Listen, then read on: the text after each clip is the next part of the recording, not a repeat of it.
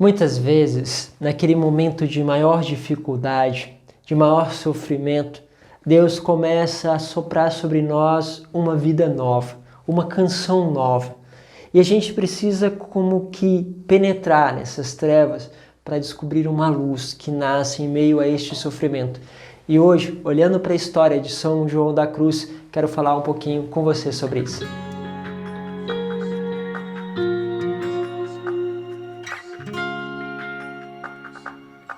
Em nome do Pai, do Filho e do Espírito Santo. Amém. Meus caros, sejam sempre bem-vindos a este canal. Não se esqueça de se inscrever se você ainda não se inscreveu. Comente aí embaixo também, compartilhe para que a gente possa levar cada vez mais esta palavra de Deus a tantas outras pessoas. Bom, queria partilhar com vocês um pouquinho sobre a vida de São João da Cruz, mas vamos ler um pouquinho o Evangelho para que também ele possa ser esta luz para cada um de nós.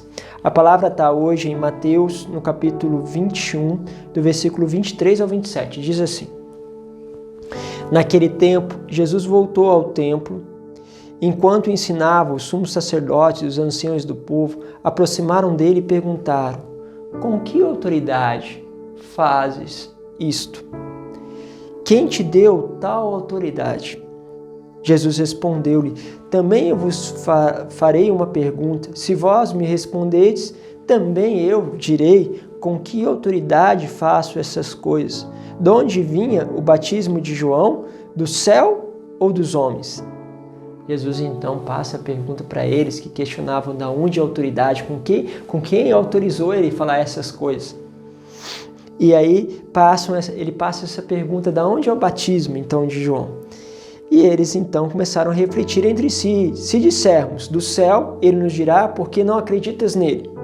Se dissermos dos homens, temos medo do povo, pois todos têm João Batista na conta de profeta. Eles então responderam a Jesus: não sabemos. Ao que Jesus também respondeu: eu também não vos direi com que autoridade eu faço estas coisas. Olha só, sempre essa coisa de tentar identificar de onde vem, para a gente identificar os culpados, para tentar corrigir.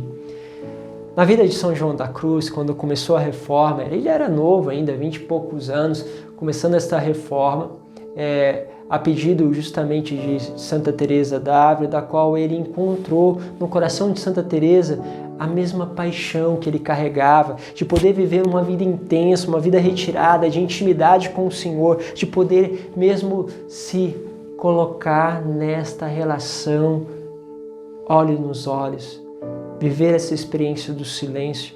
São João da Cruz começou a buscar isso, começou com uma experiência pequena, com outros poucos irmãos. Mas essa experiência, mesmo lá, colocaram ele lá no fim do mundo, para que assim também não tivesse problema. Só que aí, quando as coisas começaram a mudar, o núncio, núncio é aquele que é o responsável do Vaticano, né, de Roma, lá na região deles, na Espanha, mudou.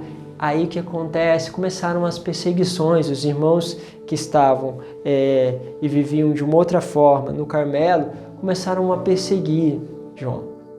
E vocês imaginem que este homem queriam falar assim com ele, da onde que ele está tirando essa reforma, que essa reforma, na verdade, estava dividindo o Carmelo entre os calçados, que eram aqueles da onde ele saiu e da onde ele estava reformando, dos descalços, já que estes homens levavam uma vida muito pobre, uma vida praticamente de mendigos.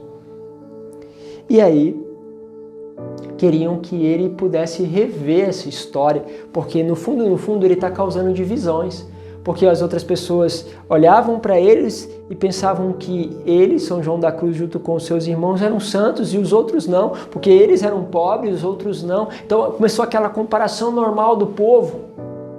E aquela comparação normal do povo começou a gerar inveja, começou a gerar atrito.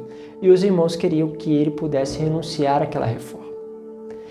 Então colocaram São João da Cruz num lugar que era um antigo banheiro, que tinha realmente um espaço de luz que entrava ali de 3 dedinhos. Colocaram esse espaço, tiraram os vasos, colocaram umas tábuas e deixaram ele nesse espaço de 2x4. E ele passava o dia praticamente todo ali, não havia nem sequer luz. E ele só saía dali para ir para o refeitório. Lá no refeitório ele recebia as acusações contra ele de estar causando divisão, da ação do mal que ele estava fazendo, né? Todas as coisas, e ainda era chicoteado, flagelado. Mas todos os dias, meus caros, ele viveu isso. Todos os dias. E ele teve a oportunidade de ir embora, mas não ia porque ele compreendia que naquele sofrimento Deus estava querendo algo para ele. Deus tinha colocado literalmente ele numa noite escura. Tinha apenas o breviário. Com toda a dificuldade, deve ter lido essas páginas, com um pouco de luz que tinha. Mas imagine você ficar preso, isolado, mal alimentado.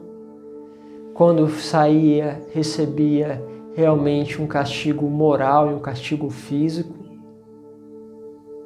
Aquilo era, para qualquer um de nós, insuportável. Muito difícil. Mas este homem começou a construir a intimidade com Deus neste lugar, neste momento, nessa circunstância. Enquanto todo mundo queria saber de onde ele tirou isso, quem te deu essa autoridade de fazer uma reforma, quem te colocou isso na cabeça se não foi demônio? Havia nele uma convicção e ele passou praticamente 6 meses assim. Até que, num momento, uma aparição, uma revelação de Nossa Senhora para ele, foi o caminho da qual ele percebeu que era o momento dele deixar, porque provavelmente iria morrer. Tem muitas vezes que a gente está ali, naquele quartinho escuro, sem luz, com as palavras, poucas palavras que nós conseguimos meditar, poucas palavras que a gente consegue entender da palavra de Deus na nossa vida, mas de repente ali começa uma noite de intimidade, uma noite de relacionamento. Se você já passou por sofrimentos duros e teve que ser muitas vezes colocado diante da tua fé, você sabe muito bem do que eu estou dizendo. Muito bem. Provações que você olha assim e glorifica a Deus por ter vivido, mas você fala, Senhor, nunca mais permita eu passar por tamanha dificuldade. Mas você pode olhar e perceber o quanto aquilo trouxe luz em meio às dificuldades. Por isso, se você está passando por dificuldades, sejam elas grandes ou pequenas, você se sente isolado, se sente muitas vezes sozinho, se sente incapaz diante da situação da sua família, é como você, diante dessas dificuldades, diante dessas palavras, e isso acontece muito, nós somos não flagelados talvez fisicamente, mas flagelados por palavras, e você não diz nada. Algumas pessoas que narram falavam que ele não dizia nada. Ele apanhava, era assim maltratado também verbalmente, e havia uma serenidade, um olhar que parecia ver outra coisa. Como alguém pode ver outra coisa? Porque ele não se indignou com aqueles que o perseguiam, porque ele não gritou, porque ele não fez alguma coisa, porque ele não fugiu quando teve oportunidades antes. Porque ele entendia que aquilo não eram os homens, simplesmente, mas havia um processo que Deus o permitia oferecer, permitia a ele viver. Era uma noite escura, mas embora escura, essa noite ela precedia algo que trazia uma graça. Às vezes, aquilo que parece escuro precede a uma graça. Então, tenha paciência diante do sofrimento. Paciência para entregar o sofrimento a Deus, de transformar esse sofrimento em uma oferta, sabendo que depois desta escuridão vem uma luz. Essa é uma lógica que Santo Inácio deixou também como uma regra de vida, que essas provações, às vezes essas desolações, no fundo elas preparam o terreno para as consolações, Mas quando nós entendemos esta lógica dos momentos difíceis e depois dos momentos de graça, nós vamos vivendo desolações, sabendo que daqui a pouco Deus trará a graça. Então nós começamos a ter uma vida mais estável. São João da Cruz permaneceu. E ali ele fez o seu cântico de amor a Deus, em meio a tudo isso. E essa é a loucura do Evangelho. Como diz São Paulo, os homens psíquicos têm dificuldade de entender tudo isso. Mas aqueles a quem Deus deu a graça, aos homens espirituais, isso é possível compreender. Por isso pedimos a Deus a graça de se tornar estes homens. Deus vos abençoe. Em nome do Pai, do Filho e do Espírito Santo. Amém.